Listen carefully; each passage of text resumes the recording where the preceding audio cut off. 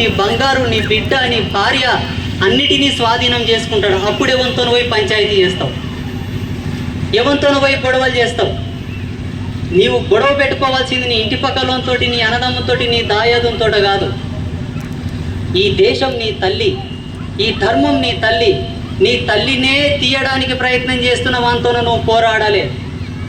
నీ ధర్మం మీద చేసిన వాని యొక్క చేతి నరకడానికి నువ్వు పోరాడాలి. తర్వాతకు మన అన్నదమ్ముడు, మన పాలేడు, మన భాగస్తుడు. ఇది తర్వాత పంచాయతీ. ఈ తర్వాత ఇది కొట్లాడవలసిన సందర్భం వేరు, ఇది కొట్లాడవలసిన సందర్భం వేరు. ఇప్పుడు కాదు. ఇప్పుడు మనకు కావాల్సింది మన దేశం, మన ధర్మం, మన జాతి. హిందూ జాతి మనకు కావాల్సింది. లేకపోతే ఏం జరుగుతుందో తెలుసా? ఒకటి బాగా గుర్తుపెట్టుకోండి. మన వాళ్ళు ఏదో విహారయాత్ర కోసం పోయిండ్రి మన హిందువులంతా. ఎక్కడికి? పెహల్గావ్ అని ఒక మంచి పర్యాటక కేంద్రంకి. చూడడానికి బాగుంటుంది కదా అని పోయిండ్రి. పోయిన తప్పుకు మన వాళ్ళని కాల్చి చంపారు. అది కూడా బట్టలిడిసి చూసి చంపిండ్రు. ఏం పాపం చేసిండ్రు మనోళ్ళు? వాళ్ళ దేశంకి ఏమన్నా పోయిండ్రే? వాళ్ళ మత విశ్వాసాలను ఏమన్నా గెలికిండ్రే? వాళ్ళని భాగం అడిగిండ్రే? ఎందుకోసం మనోళ్ళని చంపిరి? కారణం ఒకటే, వాళ్ళ దృష్టిలో మనం పురుగులతో సమానం. పురుగులు. మన మనసులో కాదు, మన ఆడపిల్లలు ఆట బొమ్మలు. మనమేమంటాం? యత్ర నార్యస్తు పూజంతే రమంతే తత్ర దేవత. ఆడపిల్లను ఆదిశక్తితోనూ కొలుస్తాం. ఇంతకుముందు మిమ్మల్ని ఆశీర్వాదం చేసేటప్పుడు అష్టలక్ష్మి ఆశీర్వాదం మీకు రావాలని చెప్పాను. లక్ష్మి అంటే ఎవరు? ఆడపిల్ల. మనం గౌరవించేటటువంటి ధర్మం గొప్పది, వాళ్ళకి దాంతో సంబంధం లేదు. అటువంటి వాళ్ళ మీద మనం ప్రశ్నించాలి. మన అన్నదమ్ములతోటి, మన పాలెలతోటి, మన దాయాదులతో మనకు అవసరం లేదు. చూడండి, ఒక విషయం బాగా గుర్తుపెట్టుకోండి. 3 అంశాలు చెప్తారు పెద్దలు. పూనం అంటే పరిచయం, కులం అంటే మన క్యాస్ట్ సిస్టమ్ అనమాట. పూలం, కులం, పూనం, కూడు. ఈ 3 కూడా భగవంతుని యొక్క ప్రసాదం అని చెప్తారు పెద్దలు. కులం, పూనం, కూడు ఇవి దొరికినాయంటే అది భగవంతుని యొక్క ఆశీర్వాదం. కానీ మనం ఏం చేస్తున్నామంటే భగవంతుడిచ్చినటువంటి కులం, భగవంతుడిచ్చినటువంటి పూనం, భగవంతుడిచ్చినటువంటి కూడు, ఈ 3 మనం కోల్పోతున్నాం. మన యొక్క అజ్ఞానం ఇది. దానికి కారణం ఏందో తెలుసా? ఎవడో చెప్తాడు. ఒకడు చెప్పిన మాట మనం వినడానికి వీల్లేదు. ఒకవేళ నీ దోస్తి, నీ ఇంటి పక్కలోడు, నీ గ్రామస్తుడు, నీ ప్రాంతవాసి ఒక మాదిగ కులంలో పుట్టింటాడు, ఒక దాసరి కులంలో పుట్టింటాడు, ఒక లంబాడి కులంలో పుట్టింటాడు, ఒక మాల కులంలో పుట్టింటాడు.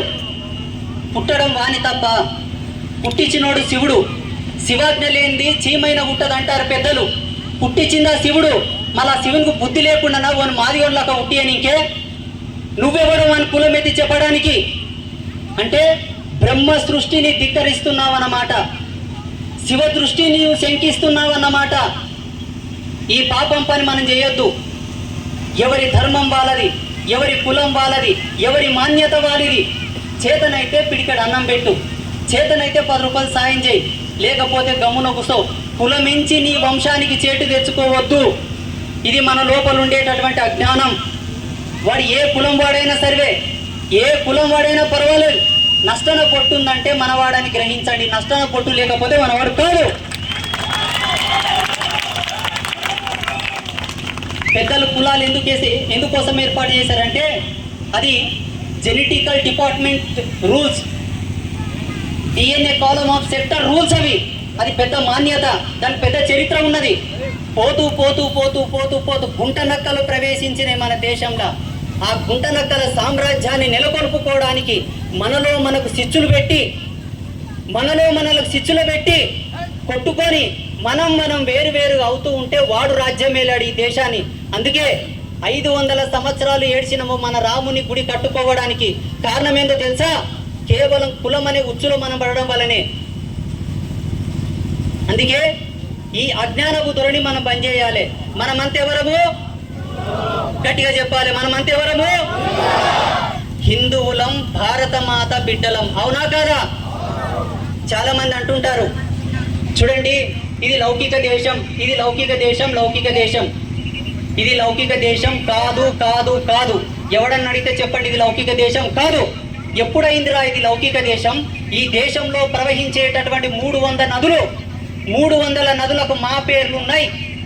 ఈ దేశంలో ఏ ఆర్కియలాజికల్ డిపార్ట్మెంట్ వాడని వచ్చి సర్వే చేసుకోమని 5000 సంవత్సరాల ఆయుష్ ఉన్న గుడి ఉంది. అప్పుడు ఎక్కడుందిరా ఈ దేశంలో లౌకికవాదం అని అడగాలి. ఎప్పుడుందిరా అప్పుడు లౌకికవాదం అని అడగాలి, చెప్పాలి. ఈ దేశం సమగ్ర సర్వే చేస్తూ భౌగోళికంగా ఎన్నో పర్వతాలకు మా పేర్లున్నాయి, ఎన్నో కట్టడాలకు మా పేర్లున్నాయి. ఇక్కడ సహజ సిద్ధంగా ప్రకృతి ధర్మానికి ప్రతిరూపంగా ప్రవేశించేటటువంటి నదులకు, సముద్రాలకు, పర్వతాలకు, అడవులకు అన్నిటికీ మా పేర్లున్నాయి. ఒక్కొక్క దాని పేరును విశ్లేషణ చేస్తే లక్షల సంవత్సరాల పూర్వం ఆ పేర్లు పెట్టారు. భగీరథుడు ఎప్పుడు తపస్సు చేశాడు, గంగను ఎప్పుడు తెచ్చాడు, అప్పుడు ఎక్కడున్నాయి మీ మతాలు? ఈ దేశం మాది, ఈ దేశం హిందువులది. గర్వంగా చెప్పాలి, ఈ దేశం ఏది? ఒకవేళ మత సామరస్యం పాటించాలని ఎవడనంటే, మత సామరస్యం పాటించే ధర్మం మాకు నేర్పక్కర్లేదు. మేము మత సామరస్యం అనుకున్నాము కాబట్టే మీరు ఇన్నాళ్ళు ఈ దేశంలో బ్రతికారు, ఇన్నాళ్ళు ఈ దేశంలో బ్రతికారు. మీరు మాకు నేర్పాల్సిన అవసరం లేదు. చల్లగా బతకండి, మంచిగా బతకండి, ఇంకేమన్నా కట్టడాలు కట్టుకో, ఇంకేమన్నా చేసుకో, ఎంతైనా సంపాదించుకో, మాకు అవసరం లేదు. ఎందుకంటే ప్రపంచ నలుమూలల్లో మా హిందువులు బ్రతుకుతున్నారు. అన్ని దేశాల్లో మా హిందువులు ఉన్నారు. అరబ్ కంట్రీస్లో కూడా మా హిందువులు ఉన్నారు. దుబాయ్లో కూడా మన హిందువులు ఉన్నారు. మా వాళ్లకు బ్రతికించడం తెలుసు, బ్రతుకునివ్వడం తెలుసు. ఒకరి బతుకు జోలికి మా వాళ్ళు పోరు. ఒకవేళ మా ధర్మం జోలికి, మా బతుకు జోలికి కనుక నువ్వు వస్తే, ఎవడన్నా అనుకుంటే చెప్పండి, ఈ దేశ చరిత్రలో మీ బతుకులే లేకుండా చేస్తామని కూడా చెప్పాలి గర్వంగా. మనం ఎవరి జోలికి పోము, మనం ఎవరిని పట్టించుకోము. ఎందుకోసం అంటే మనకు అన్నీ ఉన్నాయి. చూడండి, ఈ ఆదోని ప్రాంతంలోనే అవధూత లక్ష్మమ్మ అవ్వ అని ఉంటది, తెలుసా అందరికీ? ఎంతమంది చేతులు లేపండి. శభాస్. అమ్మ ఒక మాట చెప్పింది. ఏం చెప్పిందో తెలుసా? ఆత్మ జ్ఞానాన్ని ఎంతో గొప్పగా చెప్పింది తెలుసా అమ్మ? అటువంటి అవధూతలు సందు సందుకు, గల్లి గల్లికి ఒకరు పుట్టారు మనకు. జ్ఞానానికి తక్కువ లేదు, పతివ్రత ధర్మానికి తక్కువ లేదు, తపస్సుకు తక్కువ లేదు, మంత్రానికి తక్కువ లేదు, ఏమిడికి తక్కువ లేదు. మనం ఎవరి జోలికి పోము, ఎవరి గురించి మనకు అవసరం లేదు. కానీ ఇప్పుడు మనకు కావాల్సింది ఒకటే, మన ధర్మాన్ని మనం కాపాడుకోలేకపోతే రేపు జరిగేది ఒకటే. పుల్వామాలో ఎవడో చేశాడన్న సత్యానికి మనం మైకంలో ఉన్నాం. రేపు మన ఇంట్లో జరగదనడానికి ఆశ్చర్యపోవాల్సిన అవసరం లేదు. పెహల్గావ్లో ఎవడో చేశాడని మనం మబ్బులో ఉన్నాం.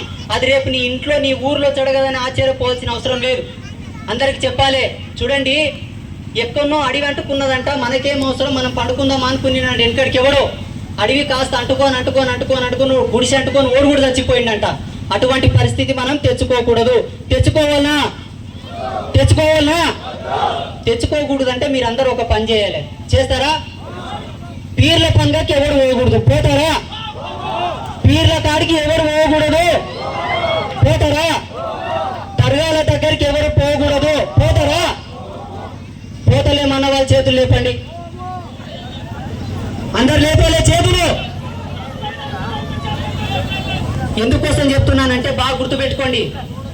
మీరు పీర్ల కాడికి ఎందుకు పోతారు? ఏదో ఆపత్తులు ఉన్నాయని, ఏదో సమస్యలు ఉన్నాయని పోతారు. మంచిగా అవుతుందని పోతారు. లేదంటే ఏదైనా అప్పులు పోతాయి, రోగాలు పోతాయి, పిల్లలు అవుతారు, ఏదో అవుతారని పోతారు. బాగుంది, సంతోషం. అది సదరు మానవుని యొక్క ఆరాటపు హక్కు. మనిషికి ఒక ఆరాటం ఉంటుంది, ఆడుకోతే బాగవుతుందో అని. సంతోషం. మీ కప్పులైనవి ఎవంతోనుకో పోయి మీ ధర్మాన్ని, ఈ జాతిని, మాలాంటి ఋషులను కూదబెడుతున్నారా? మాలాంటి ఋషుల తపస్సును కూదబెడుతున్నారు. బ్రహ్మంగారి లాంటి మహనీయుడు భవిష్యత్ కాలజ్ఞానాన్ని చెప్పినటువంటి యోగి యొక్క ధర్మాన్ని ఎవంతోనో పోయి కూదబెడుతున్నారు మీరు. ఒకవేళ ఆ పీర్ల కాడంత సత్యం ఉంటే, ఆ పీర్ల కాడంత పవర్ ఉంటే, నేను ఒక మాట చెప్తా. ఎన్నో మహమ్మదీయ దేశాలు ఆకలి చావులు వస్తున్నాయి. ఉగాండా లాంటి దేశాల్లో తిండికే తిండి లేదు. మొన్న పలస్తీన్లో బాంబుల దాడి జరిగితే తిండికే తిండి లేదు. మళ్ళీ ఆడపోయి పెట్టమని వాళ్ళ దేవిని తిండి. వాళ్ళ దేవుళ్ళలో అంత సత్యం ఉంటే ఈ దేశం మీదకి ఎందుకు వచ్చిండ్రు తిన్నింకే? ఈ దేశంకి ఎందుకు వచ్చిండ్రు? వాళ్ళ దేశంలో అంత సత్యం ఉంటే, వాళ్ళ దేవుళ్ళతో అంత పవర్ ఉంటే ఈ దేశంకి ఎందుకు రావాలి? మన వాళ్ళు ఒక్క దేశం మీద దండయాత్ర చేసిండ్రా? హిందూ అనేవాడు భగవంతుని జెండా, ఈ కాషాయం జెండా కట్టుకొని ఒక్క దేశం మీద కన్నా పోయిందా? పోరు. ఎందుకోసం పోరు అంటే మనకు అన్నీ ఉన్నాయి, మనకన్నీ ఉన్నాయి. మీ అందరికి ఒక అజ్ఞానమైనటువంటి చేష్ట చెప్తాను, బాగా గుర్తుపెట్టుకోండి. హరిశ్చంద్ర మహారాజు ఇచ్చిన మాట కోసం ఆలు నమ్ముకున్నాడు, కొడుకు నమ్ముకున్నాడు. తని కూడా ఒక పనివాడై ఒక కాటి కాపరి